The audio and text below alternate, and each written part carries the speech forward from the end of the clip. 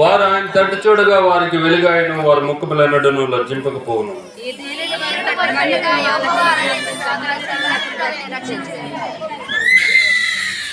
యెహోవా యందు భయభక్తులు గలవారి చుట్టూ ఆయన దూత కావలి నుండి వారిని రక్షించును.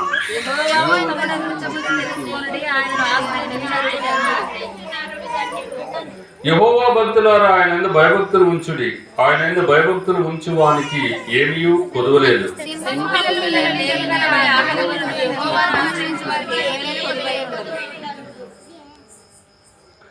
పిల్లలారా మీరు వచ్చి నా మాట వినుడి. యెహోవా యందలి భయభక్తులు మీకు నేర్పెదను.